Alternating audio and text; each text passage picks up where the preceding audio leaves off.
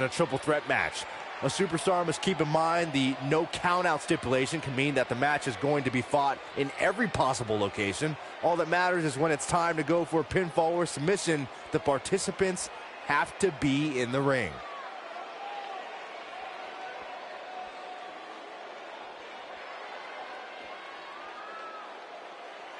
We've witnessed on a number of occasions the personal issues between competitors forcing the match to overflow into the crowd, up the ramp, or in the locker room.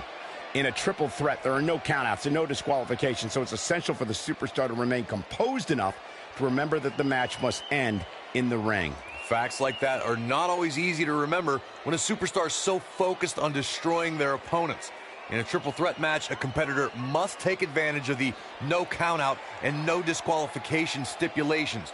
They must also remind themselves that when it's time to put someone away, it must take place in the ring, not on the outside.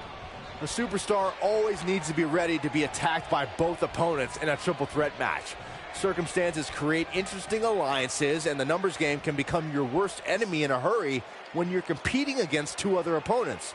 No matter how you look at it, it's a situation you don't want to be in, but you must prepare for it.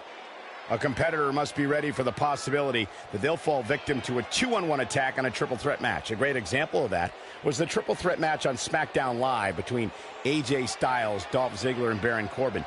No one thought that Ziggler and Styles would work together to perform a double dive off the barricade that put Corbin through the Spanish announce table. And that's exactly what a superstar always needs to have in the back of their mind, that at some point their two opponents will most likely join together and take them out.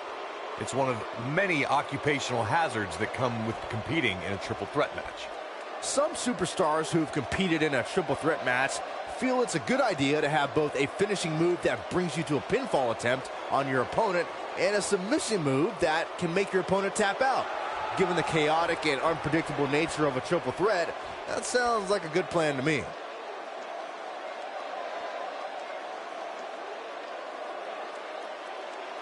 Byron, before you mention the strategy some superstars have implemented for competing in a triple threat match, and that includes having a finishing maneuver to put someone away for the 1-2-3 and a submission to make them tap out.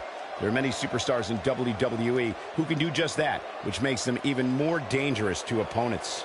The way I look at it is you can never have enough weapons at your disposal, especially in something like a triple threat match. If a superstar can defeat someone by pinfall and submission, to me, they increase their chances of victory in a match where the odds are against them to begin with.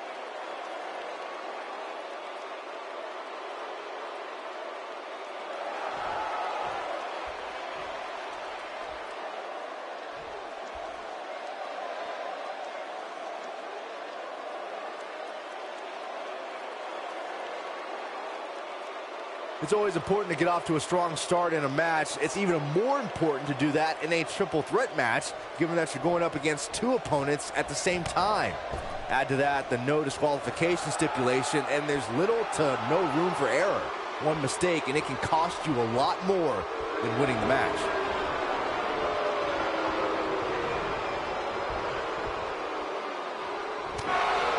Look out. There she goes. Byron, you spoke about this before. A competitor must do everything they can do to start things off on the right foot in a triple threat match. One way to do that is to target one of your opponents and go after them as soon as the bell rings. You're battling two opponents at the same time, so it's hunt or be hunted. And that's what I like, Michael. It's survival of the fittest in that ring. In a triple threat, the superstar can't waste time feeling opponents out, getting warmed up, or easing their way into the match. You have to go at it as soon as the match begins. What a strike.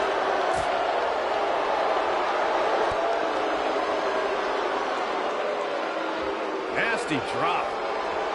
Ooh, what impact.